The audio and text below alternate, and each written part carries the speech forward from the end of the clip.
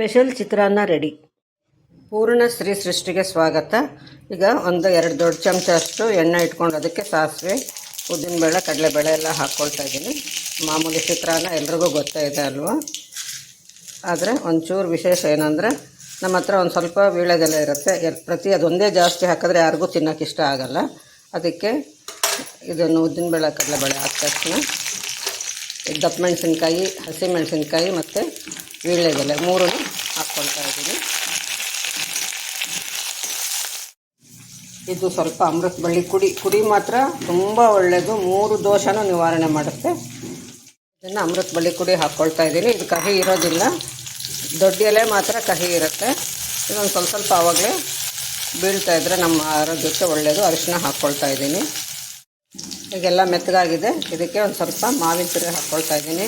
ಒಂದು ಸ್ವಲ್ಪ ಸಕ್ಕರೆ ಹಾಕ್ಕೊಳ್ತಾ ಇದ್ದೀನಿ. ಕರಿಬೇವು ಹಾಕ್ಕೊಂಡಿದ್ದೆ, ಬೇಯಿಸಿರೋ ಬಟಾಣಿ ಹಾಕ್ಕೊಂಡು ಇವಾಗ ಇದು ಮಾವಿನ ತುರಿಗೆ ಉಪ್ಪಿದೆ, ಅದೇ ದಪ್ಪ ಮೆಣಸಿನ್ಕಾಯಿಗೆ ಉಪ್ಪು ಹಿಡಿದಿರುತ್ತೆ. ಇದನ್ನು ನಾವು ಅನ್ನಕ್ಕೆ ಹಾಕಿ ಕಲ್ಸ್ಕೊಂಡ್ಬಿಡೋದು ಅಷ್ಟೇ ಕೆಲಸ. ಬೇಕಿದ್ರೆ ಕಾಯಿ ತುರಿ ಹಾಕ್ಕೋಬಹುದು.